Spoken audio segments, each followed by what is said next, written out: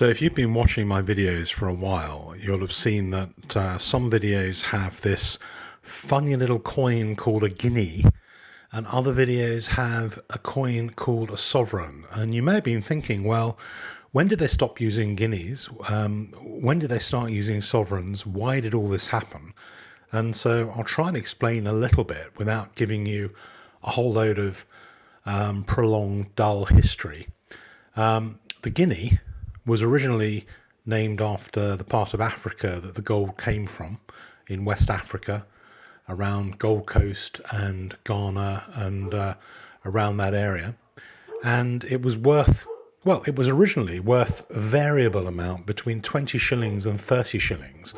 And then I think it was around about 1717 or something, it actually got made into a fixed amount of 21 shillings.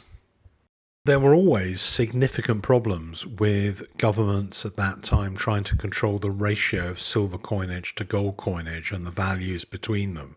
And lots of people seem to use the differences in value between silver coins and gold coins as a kind of arbitrage to effectively pay in one or the other depending on values. What happened around about that time, towards the end of that period, and before the great recoinage of 1816, what happened was that all the silver coins had vanished because the silver coins were used in preference to pay debts because there was a kind of a value deficit on the gold coins. People didn't want the gold coins because they were actually worth maybe only 95% in the gold value of the same number of shillings. So 21 shillings was much more attractive than a gold coin worth 21 shillings nominal value like the guinea. So what they had to do around about between 1813 and 1816 is really just a dramatic change. Out with the old, in with the new. And they bought in and created a coin called the sovereign, which is the sovereign which is called the modern sovereign, even though it goes from 1817 onwards. So it's not really modern in terms of our terms, but it is known as the modern sovereign. Are there any vestiges of that old guinea still around, even in modern times? Yeah, I mean, horse sales, for example, Tattersall's horse auctions still value race horses in guineas. Some of the race names are the So Many Guineas stake, and originally the guinea was totally loved by the law profession, where, for example, as a barrister was paid 21 shillings a guinea. And 20 shillings went to the barrister as the fee for the legal work, and 1 shilling was the fee for the barrister's clerk. It all disappeared later and changed when the barrister's clerks got a bit more greedy and wanted a vast number of different types of fees. But that's where it originally was used very, very often, even after the guinea had officially retired from use before the modern coinage of 1816. So, with that background to one side, I wanted to show you some of the beautiful coinage that came out as those very, very first coins in the modern recoinage. Obviously, there was silver, there was gold, but I like to focus on gold. I like silver as well, but gold is my absolute favourite. So you see a bit more gold maybe on the channel. So these are the first few coins. So it was right at the end of George III's reign. George III reigned until 1820, 1821 came George IV. And so I've tried to dig out some of the coins that really were modern, for the modern sovereign era, the recoinage of 1816, but only in those first few years between 1817 and 1820. I think it's a nice era to collect because there wasn't that much in the way of coinage produced in those first few years. So, I mean, some of the coins are very, very rare and desirable and, unattainable. Some of the sovereigns are very, very rare. But for the most part, you can get examples of a lot of these coins at fairly good rates, even if some of the more high-end coins are a little bit more expensive.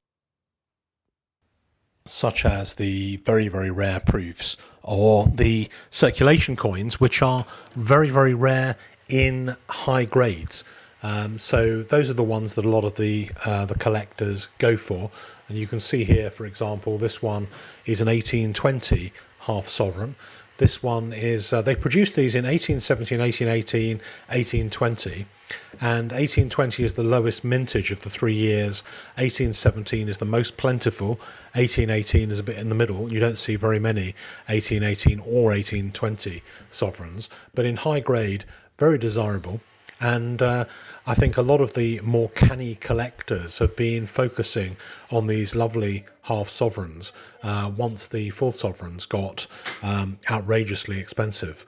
And I think that these have been off the radar a little bit, although they are less off the radar now than they once were, probably due to videos like this and people realising actually they're missing out on a great opportunity, because although they're not quite as big, they are certainly just as rare, if not a lot more rare, than some of the full-size sovereigns, because they were smaller. There weren't as many of them produced, and people didn't necessarily treasure them in quite the same way. For all you guys who like the idea of getting a really good quality coin, Royal Mint coin particularly, then thecoinconnection.co.uk is your place, and the magic promotion code is CARL for November. It looks like there's going to be at least a couple of really interesting coin releases in November and even more in December. So do take a note of that promotion code from the Coin Cabinet and use it if you decide to buy anything from them during that period. This one is absolutely gorgeous. This was sent to me for reholdering, but it's very, very unusual. You don't really see very many of these coins given the PL designation. PL stands for proof-like, and you can see there's quite a high amount of contrast between the almost proof-like frosting or proof frosting and a mirrored fields. What a great example. I mean, it's a really nice grade, very unusual grade. Very unusual to see one of these coins. There were probably a few produced like this right at the very beginning of each set of dies, with proof-like frosting and also a really nice mirrored surface. So not very many of these survive in this condition. Very unusual coin, and certainly this is exactly the kind of coin you want to try and collect as a collector. And there's quite a high premium, I think, for the PL designation. You can see here a little bit closer.